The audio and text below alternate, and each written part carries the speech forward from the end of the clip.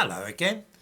I have lately been leafing through a guide to inclusive language produced by the Equality, Diversity and Inclusion Department of Manchester University.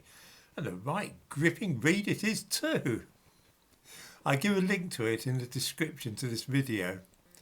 As the authors of this guide so rightly point out, the way we write for and about people can help to promote equality, diversity and inclusion and provides the same opportunities for all.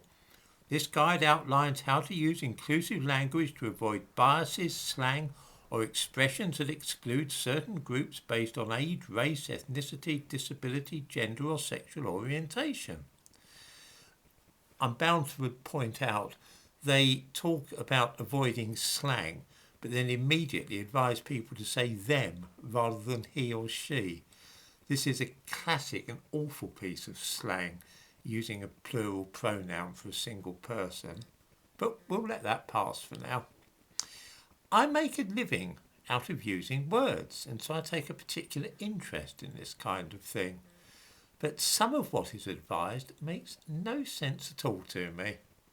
Maybe it's me. Maybe I'm getting a bit old and, I'm not as sharp on words as once I was.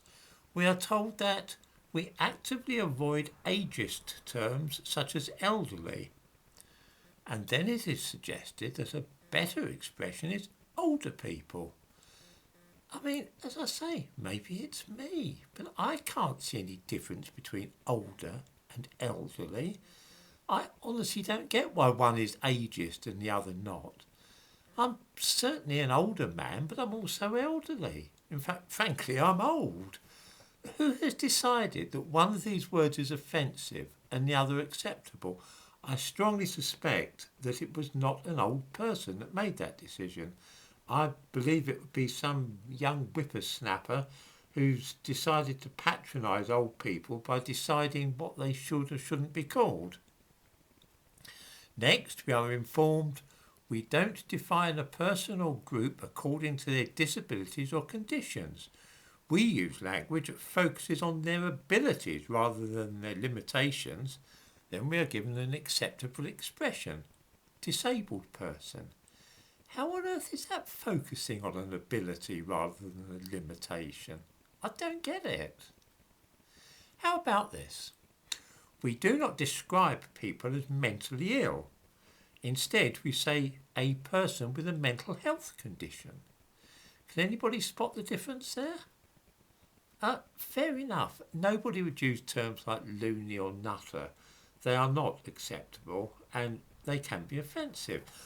I get that, absolutely. But mentally ill is hardly a pejorative term. All you right-on types, by the way, who thought that talking about BAME people was the modern way, are ticked off in no small measure. It's as bad as talking about coloured people, seemingly. Perhaps I should quote what is said about BAME. BAME is often used as an acronym for Black, Asian and Minority Ethnic, used to refer to all ethnic groups except White British group.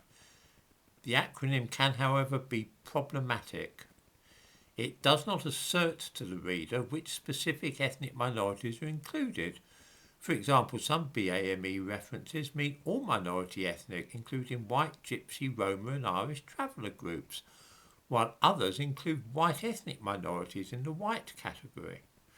The use of BAME can often offer an assumption that all non-white people exist as an homogeneous group without appreciation of the uniqueness of individual ethnicities. How can people write in this frightful style? It does not assert to the reader. Why not just say it doesn't tell people?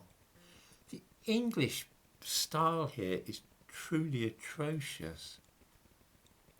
I hope nobody watching this video, in fact I'm sure that the people that watch my videos and subscribe to this channel would never use words like mother and father or brother and sister. The preferred words now are parent and sibling. This avoids you jumping to conclusions about somebody based just on external appearance. After all, you might see some kid wearing a dress and hair in ponytail or plaits and think that it's some boy's sister. It might actually turn out to be a, well, I don't know, I better not say tranny, I don't know what I should call them now. But anyway, using the terms sibling and parent means you don't have to worry about whether the bloke with the moustache is actually the mother or father. Some of this stuff, I must say, reads as though it's been written by somebody who's never met real people and listened to them speaking. What about this, Jem? Say scientist or lecturer rather than female scientist or male lecturer. I have never in the whole course of my life ever heard anybody talk about a female scientist. Why would you? Has anybody watching this ever heard of anybody referred to as a male lecturer? I bet they haven't. I've gained a good deal of innocent pleasure from this document, I have to say. They invite feedback and the temptation to provide it has been almost overwhelming. However, it's nothing to me if people wish to spend their time fretting in case somebody talks about a female scientist, as if anybody would anyway. After all, I suppose this provides a living for someone and we all have to make ends meet as best we can.